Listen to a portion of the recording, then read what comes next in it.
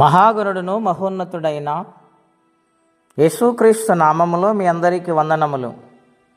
ప్రియులారా, దేవుని వాక్యము ధ్యానిందాము. కీర్తనల గ్రంథం 56వ అధ్యాయము 8వ వచనం. నా సంచారములో నీవు లెక్కించి ఉన్నావు, నా కన్నీళ్లు నీ బుడ్డులో నుంచబడి ఉన్నవి, అవి నీ కవలలో కనబడును గదా. ప్రియమైన దేవుని జనమా, ఈ ఉదయకాల సమయంలో పరిశుద్ధాత్మ దేవుడు మాట్లాడుచున్నారు. ఇక్కడ భక్తుడైన దావీదు, మనుషులు తరుముతూ ఉన్నారు, ప్రాణభయము వెంటాడుతూ ఉన్నది, మనసుకు నెమ్మది లేక తనకు కలిగిన హానిని బట్టి ఆయన కన్నీరు కారుస్తూ ఉన్నాడు.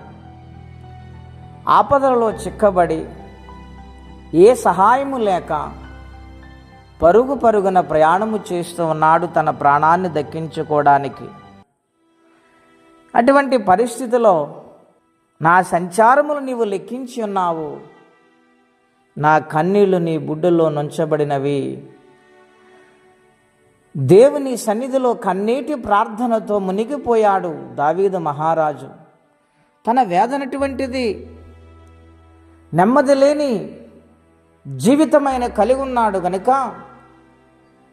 దేవుని సన్నిధిలోనే నాకు జవాబు కలదు, ఆయన తప్ప నాకు వేరే ఆశ్రయం లేదని కన్నీరు కారుస్తూ ఉన్నాడు. ప్రియులారా, ప్రార్థన చేయుటలో దేవుడు ఆనందించేవాడై ఉన్నాడు.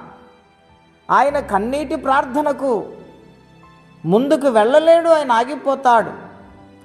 ఇబ్బోకు రేవు దగ్గర యాకోబు కన్నీటి ప్రార్థన దేవుడు ఆలకించి తన దగ్గరకు వచ్చారు. ప్రియులారా, అన్నా ప్రార్థన దేవుడు ఆలకించి కార్యము జరిగించారు. షోషాను కోటలో మొర్దుకై నమస్కారము చేయలేదని హామాను అహంకారము పోని అతనినే కాదు తన సంతతిని నాశనము చేయాలనుకున్నాడు. అటువంటి పరిస్థితిలో మొర్దుకై ఉపవాసం ఉండి కన్నీళ్లతో తన జనాంగము గురించి ప్రార్థించాడు.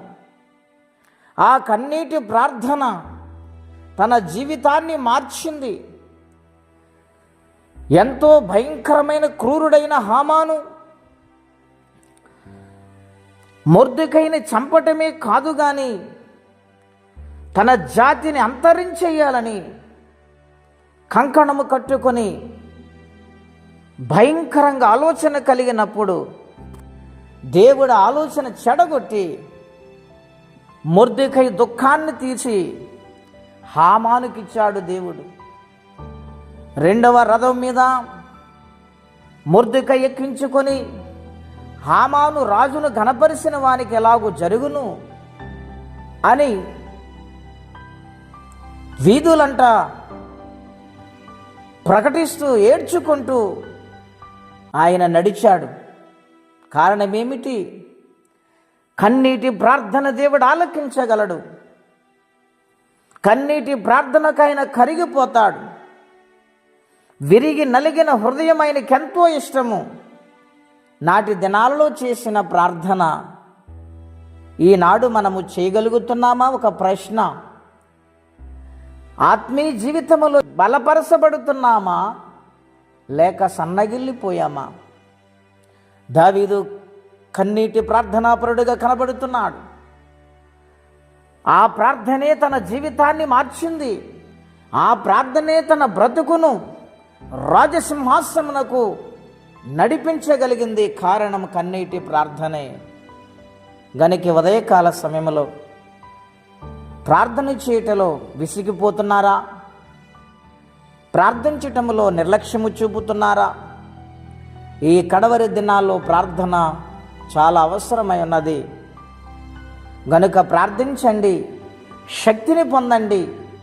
భక్తులైన వారు ప్రార్థన చేసి దేవుని సన్నిధి నుండి అనేకమైన ఆశ్చర్య కార్యాలు సంపాదించుకున్నారు. కనుక ప్రార్థనకు ఆయన కరిగిపోతాడు. అటువంటి ప్రార్థన మనందరము చేయుదుము గాక. ప్రార్థన అండి. అత్యంత కృప కలిగిన దేవా, మహోన్నతమైన మీ నామం కొరకై వందనాలు. కన్నీటి ప్రార్థన ఆలకించు దేవుడవై ఉన్నావు. మా ప్రార్థన అంగీకరించండి, మా ప్రార్థన ఆలకించండి. మరలా నాయన బలమైన ఆత్మతో నింపబడి నీ సన్నిధానములో కన్నీటి ప్రార్థనతో గొప్ప కార్యాలు మేము పొందుకోవడానికి మీరే మా నైనా మమ్ములను బలపరిచి వాడుకోమని, ఈ దినము దీవెనకరంగా మార్చమని యేసుక్రీస్తు వారి పుణ్యనామములో ప్రార్థించి అడిగి పొందినాము తండ్రి. ఆమేన్. దేవుడు దీవించునుగాక. ఆమేన్.